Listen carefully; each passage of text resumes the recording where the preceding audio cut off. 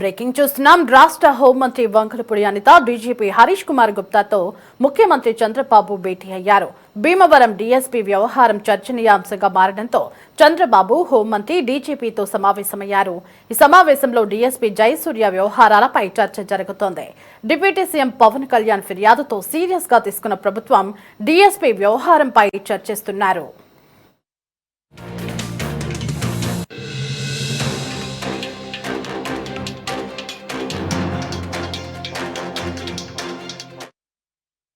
పశ్చిమ గోదావరి జిల్లా భీమవరం డీఎస్పీ జయసూర్య వ్యవహారాలపై ఉప ముఖ్యమంత్రి పవన్ కళ్యాణ్ కు ఇటీవల పలు ఫిర్యాదులు అందాయి.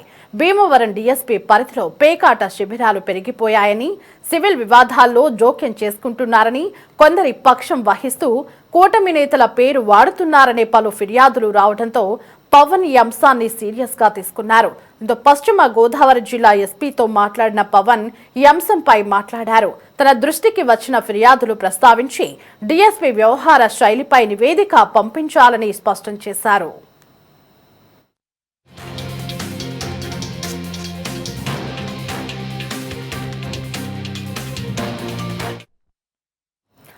ఇదే అంశానికి సంబంధించి మరింత సమాచారం మా కరెస్పాండెంట్ రామకృష్ణ ఫోన్ ఇన్ లో అందించడానికి సిద్ధంగా ఉన్నారు. రామకృష్ణ, సీఎం చంద్రబాబు, హోంమంత్రి వంగలపూడి అనిత అలాగే డీజీపీ హరీష్ కుమార్ గుప్తాతో సమావేశమైనట్లుగా తెలుస్తోంది. సడన్ గా ఈ భేటీకి గల ప్రధాన కారణాలేంటి? దేవి, భీమవరం డీఎస్పీ వ్యవహారం ప్రస్తుతం వివాదాస్పదంగా మారింది. ఏకంగా డిప్యూటీ సీఎం పవన్ కళ్యాణ్ ఈ డీఎస్పీ వ్యవహారం మీద ఫిర్యాదు చేయడంతో రాష్ట్ర ప్రభుత్వం కూడా సీరియస్ గా తీసుకుంది. రాష్ట్ర హోంమంత్రి వంగలపూడి అనిత అలాగే డీజీపీ హరీష్ కుమార్ గుప్తాతో ముఖ్యమంత్రి చంద్రబాబు నాయుడు భేటీ అయ్యారు. ప్రధానంగా భీమవరం డీఎస్పీ వ్యవహారం మీదే వీరి మధ్య చర్చ జరిగింది. పశ్చిమ గోదావరి జిల్లా భీమవరం డీఎస్పీ జయసూర్య సంబంధించి ఉప ముఖ్యమంత్రి పవన్ కళ్యాణ్ ఇటీవల ఫిర్యాదులు ఉన్నాయి. ఈ నేపథ్యంలోనే భీమవరం డీఎస్పీ పరిధిలో పేకాట శిబిరాలు పెరిగిపోవడం, అలాగే డీఎస్పీ సివిల్ వివాదాలు కూడా జోక్యం చేసుకుంటున్నాం, కొందరి పక్షం వహిస్తూ అలాగే కూటమి నేతల మీద తప్పుడు కేసులు బనాయించడం, ఇలాంటివన్నీ కూడా పవన్ కళ్యాణ్ దృష్టి వచ్చాయి. ఈ నేపథ్యంలో పవన్ కళ్యాణ్ ఈ అంశాన్ని సీరియస్ గా తీసుకున్నారు. పశ్చిమ గోదావరి జిల్లా ఎస్పీతో కూడా పవన్ కళ్యాణ్ ఇదే అంశం మీద మాట్లాడటం జరిగింది. తను తీసుకొచ్చినటువంటి ఫిర్యాదులను కూడా స్వయంగా పవన్ కళ్యాణ్ ఎక్కువగా ప్రస్తావించారు. తక్షణమే డీఎస్పీ వ్యవహార మీద పూర్తి స్థాయిలో నివేదిక అందించాలని కూడా ఎస్పీకి స్పష్టం చేయడం జరిగింది.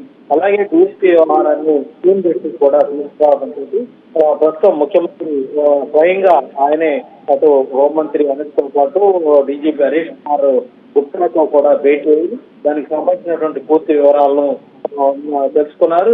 ఎట్టి పరిస్థితుల్లో కూడా శాంతి భద్రత విషయంలో ఎక్కడా కూడా రాజీ పడొద్దని కూడా చాలా స్పష్టంగా ముఖ్యమంత్రి ఆదేశాలు జారీ చేశారు. ఇక అలాగే కందుకూరు ఘటనకు సంబంధించి కూడా అక్కడ లక్ష్మీనారాయణ హత్యకు సంబంధించి కూడా ప్రధానంగా ముఖ్యమంత్రి సమీక్ష సందర్భంగా చర్చించడం జరిగింది. కందుకూరులో లక్ష్మీనారాయణ హత్యను సీఎం తీవ్రంగా ఖండించారు. ఇదొక అమానుష ఘటన, అమానవీయమని కూడా ముఖ్యమంత్రి వ్యాఖ్యానించారు. లక్ష్మీనాయుడు హత్య కేసు నిందితులకు కఠినంగా శిక్ష పడేలా చేయాలని కూడా ఆయన ఆదేశించడం జరిగింది. ప్రత్యేక ట్రిబ్యునల్ ఏర్పాటు చేసి ఈ వ్యవహారం మీద వేగవంతంగా దర్యాప్తు చేయాలని, చనిపోయినటువంటి లక్ష్మీనాయుడు కుటుంబానికి పరిహారం కూడా ప్రభుత్వం తరఫున ప్రకటించడం జరిగింది. భార్యకు 2 ఎకరాల భూమి అలాగే 5 లక్షల రూపాయల పరిహారం అందించాలని ఆదేశించారు. ఇద్దరు పిల్లలకు కూడా 2 ఎకరాల చొప్పున భూమి, 5 లక్షల చొప్పున ఫిక్స్డ్ డిపాజిట్ చేయాలని కూడా ఆదేశించారు.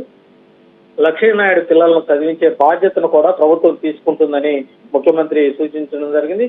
కారు దాడిలో గాయపడ్డ పవన్, భార్గవ్ కూడా పరిహారం అందించాలని కూడా సీఎం ఆదేశాలు ఇచ్చారు. పవన్ కు 4 ఎకరాల భూమి, 5 లక్షల నగదుతో పాటు ప్రభుత్వం వైద్య ఖర్చులు భరిస్తుందని ముఖ్యమంత్రి పేర్కొన్నారు. భార్గవ్ కు 3 లక్షల నగదు, ఆసుపత్రి ఖర్చులు చెల్లించాలని కూడా ముఖ్యమంత్రి ఆదేశించడం జరిగింది. లక్ష్మీనాయుడు హత్య కేసు విచారణ వేగంగా జరిగేలా ఫాస్ట్ కోర్టు కు అప్పగించాలని కూడా పోలీసులకు స్పష్టంగా ఆదేశాలు జారీ చేసినటువంటి పరిస్థితి అయితే ఉంది. దేవి, థాంక్స్ ఫర్ ది అప్డేట్స్.